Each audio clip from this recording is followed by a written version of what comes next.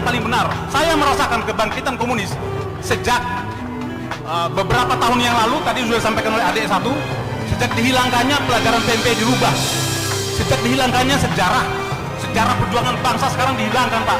Artinya generasi kita muda sekarang ini sudah tidak tahu sejarah, Pak. Mereka sudah tahu PKI itu masa bodoh, nggak berbahaya. Bagi saya sangat membahayakan. Ancaman PKI, saya bercerita sedikit, Pak. Apakah para pekerja Cina, TKA Cina yang masuk ini bukan merupakan ancaman, Pak? Saya dari Ternate, Pak.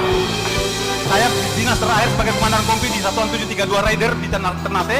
Setiap saya pulang jam 2 malam penerbangan, di bandara itu hampir penuh dengan orang-orang Cina. Tidak bisa berbahasa Indonesia. Bayangkan, Pak. Saya contohkan satu. Sebentar, Pak. Ini menyangkut kedaulatan negara, Pak. Ya, disingkat, Pak. Ya.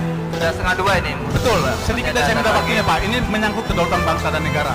Jadi, saya ada kasus ketika saya melaksanakan satgas di Pulau Taliabu.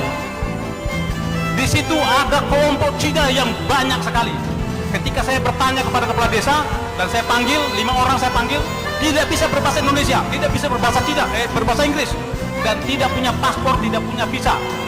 Dan saya tangkap. Malam hari saya didatangin satu letkol polisi, AKBP polisi, satu mayor tentara untuk menebus atau memanggil menjemput mereka. Saya tolak dengan ada imbalan satu kantong plastik uang. Saya tolak. Baik, Pak. Baik, Pak. Singkat, Pak. Ya. Sudah Artinya lebih. bahwa negara kita sekarang dalam ancaman, Pak.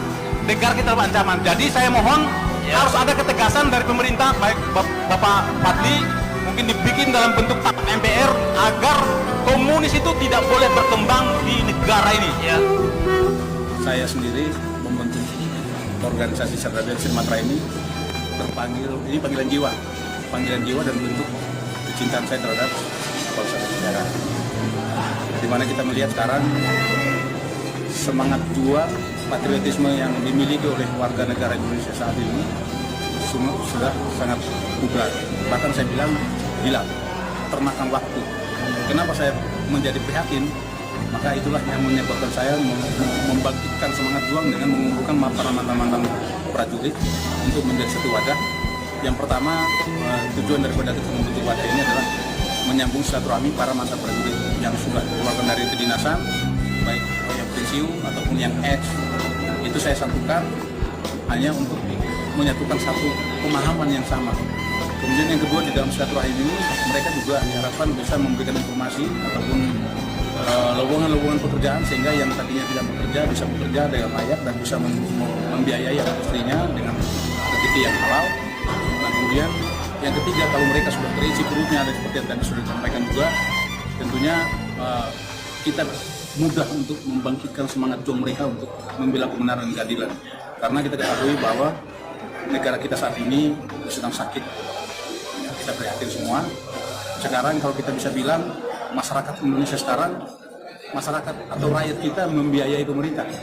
Itu yang terjadi sekarang. Bukan tanggung jawab pemerintah yang membiayai rakyatnya. Nah, ini menjadi satu keprihatinan. Ada apa? Sistem yang salah. Ini kita harus menjadi tanggung jawab bersama. Sehingga kami Saudara Sumatera hadir untuk menciptakan kesejahteraan bersama sesama anggota, juga ingin memberikan kontribusi yang terbaik untuk bangsa dan negara ini.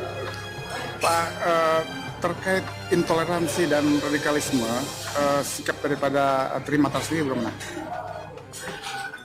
Pada prinsipnya, politik kami tidak berpolitik, tetapi kami politiknya adalah politik negara, sama dengan doktrinnya Tentara Nasional Indonesia. Politik kami adalah politik negara. Apapun yang bersifat merongrong kedaulatan negara, maka kami bersama penegak kedaulatan negara, yaitu aparat TNI, kami lakukan. Tadi sudah saya sampaikan bahwa salah satu, bahkan mungkin kami satu-satunya komponen cadangan yang paling siap menghadapi perang kalau negara membutuhkan.